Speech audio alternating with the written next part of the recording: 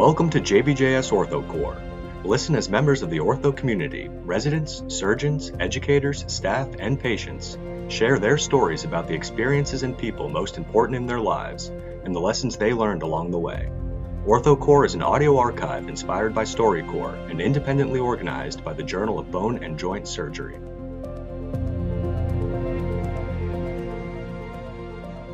Hi, I'm Ron Navarro here for the JBJS OrthoCorps Specialty Series on TCOA, the 20th Century Orthopaedic Association. I'm here with Jeff Abrams, and Jeff and I want to first talk a little bit about the 20th Century organization and how it has really spawned great members. The TCOA, Jeff, is really an amazing organization because of the legacy of membership and the, if I can say it, the greatness of the types of people that the TCOA has was originated by and has continued to attract. Can you talk to me more about your vision of what TCOA was and is and how you've contributed a little bit?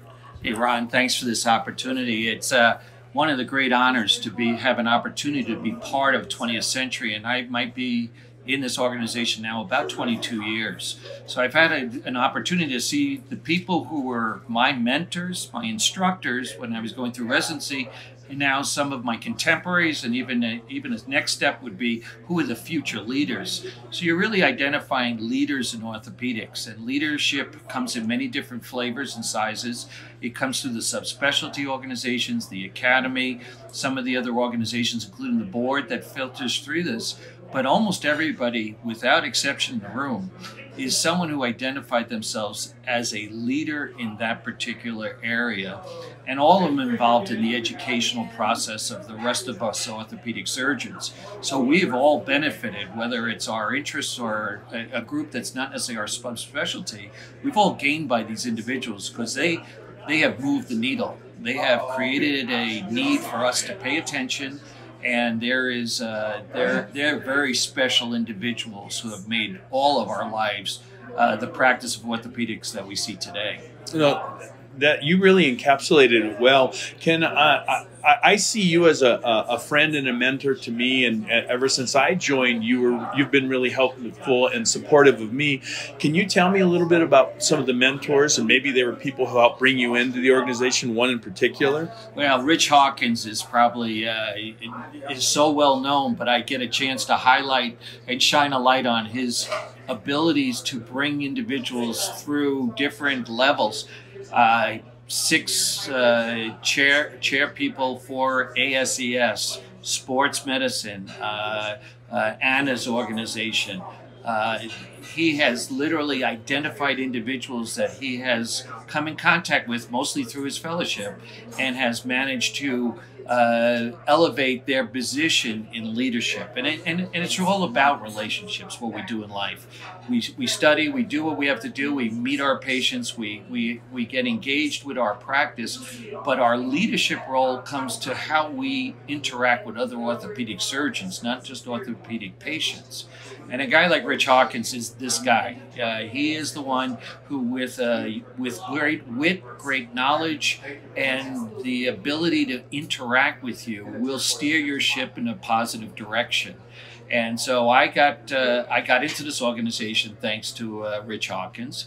There are many other people who might be able to say the same thing, but it was him taking on an interest. This is not an organization that you apply for. This is an organization that you get tapped on the shoulder for. And it's a person like a Rich Hawkins. So Rich, if I've been in this organization 22 years, I could almost double where he entered this organization with some of the original leadership. And he is exactly that person. He's been an educator. He continues to be an educator. Whether he's in front of a classroom with a podium, or he's online answering people's questions. And this is the type of individual that's just quintessential for 20th century. This is the individual who wants to make sure that everyone leaves a conversation smarter than they entered the conversation. And Rich is this guy. So he is he's really a mascot for this organization.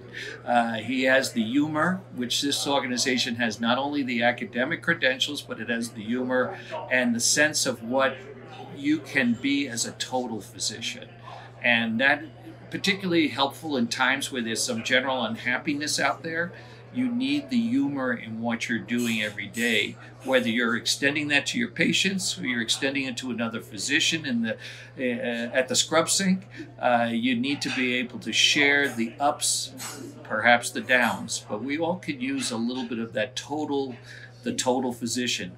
Rich Hawkins is a total physician. You know Dr. Hawkins so much better than I, and I just always love in my conversations with him that sort of twinkle in his eye, that he kind of seems like the kind of guy who just feels like he's always caught the genie in the bottle.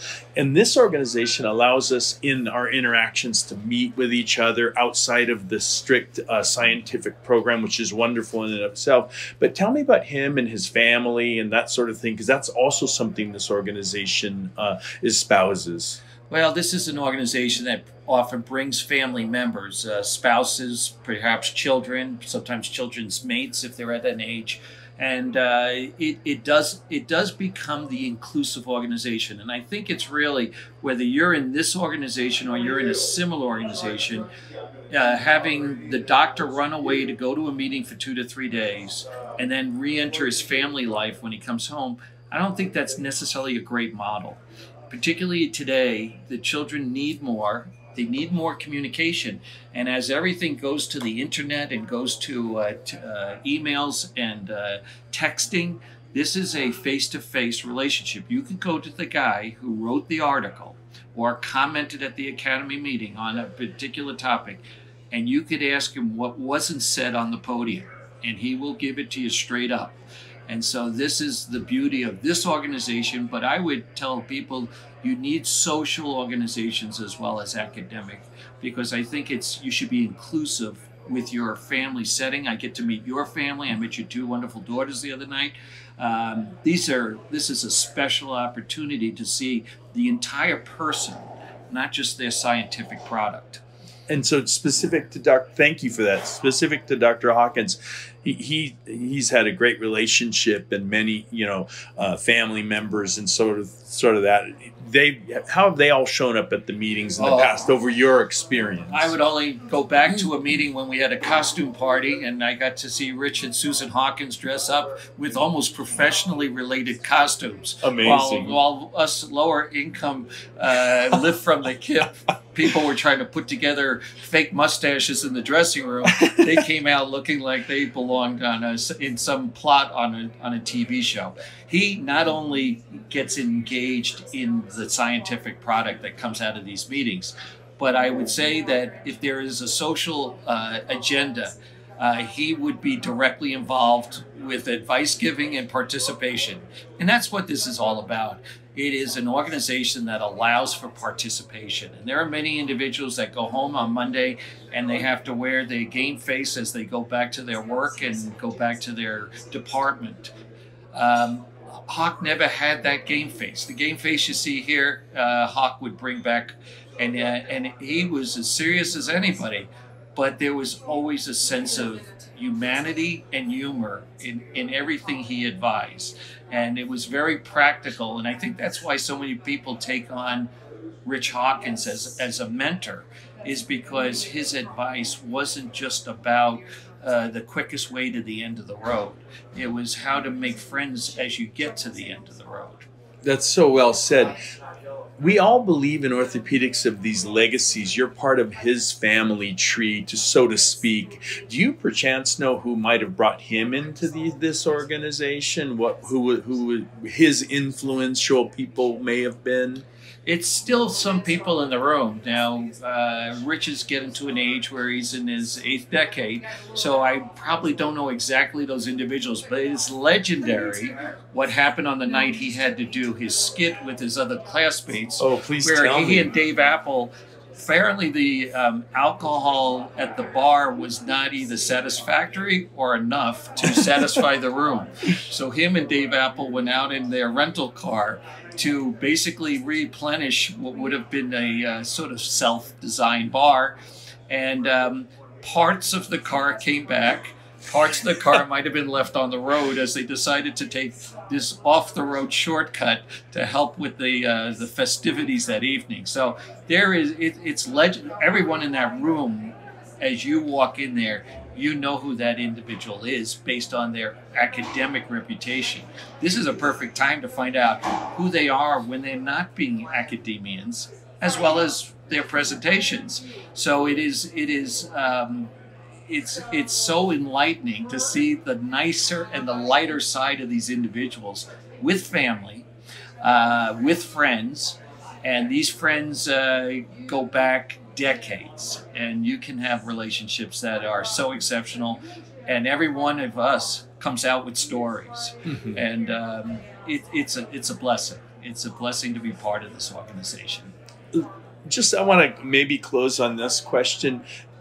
When you were a fellow to a great person like that, a famous person like that, some fellows remain fellows, but it seems to me from my external observation, you and Dr. Hawkins have developed a great, relationship. Is I don't want to say as equals, maybe I don't want to put those words in your mouth, but tell me about how your relationship was with Dr. Hawkins, from fellow to an amazing established surgeon and well-known like you are today. Well, it's interesting. So how I met Rich Hawkins was through another 20th century individual named Dean McEwen from Wilmington. And so Dean asked me where I was going as a PG3, and I had no idea back then. I didn't have to make commitments. And as I talked about shoulder and sports, he basically said, you're going to meet up with 2 individuals, and he basically did everything but interview for me. So that was Dean McEwen, and he was another generation, again, above the age and level of activity within our organization. So Rich Hawkins was at his desk in Canada when Dean McEwen called him, and as he was doing his dictation with his legs up on the desk, the secretary or nurse came in and said, I have Dean McEwen on the telephone, at which point Rich Hawkins removed his shoes off the desk and stood up to get the phone call. So there's a level of respect that sort of predates and hopefully continues. Back to your original question, I think the friendship comes because you demonstrate an interest not only in orthopedics, but you demonstrate an interest in the individuals. And whether it's their family, whether it's their health, and sometimes it's just like you go to a meeting and things click with another individual and you realize that this is the beginning of a beautiful relationship. Again, I was one of his early fellows, and we went through many things in life. I watched his children play high school soccer. They're now almost at the age of retirement. Incredible. So it's gone a long time, but it is, and we've traveled actually the world together between academics and social and pleasure with our families. And it's just been a great run, and my opportunity to interact with people like Rich Hawkins and another Rob Bell from this organization. Yeah. It's just been an exceptional journey, and he likes to talk about the journey, and that just tells you who the individual is. He highlights many of the non-orthopedic issues in his life that has made his life worthy and worth talking about, even to people who have really not much interest in medicine. And so Hawk is that individual that has been able to clearly state all the blessings that have come along, and the value of family, and the value of faith, and the value of friendship. And I fortunately come under the friendship flag of this, and I share it, and my life has been enriched by it. Well, Jeff, I think you've done a great job at twofold at really showing many who will listen to this and for generations to come what TCOA is, and hopefully will be for a long time, and especially your tribute to Dr. Hawkins, an amazing man that many know and future generations will know thanks to you. So I really appreciate your time today. Ron, you did a great job with this interview. I love the fact that JBJS has taken this on as a project.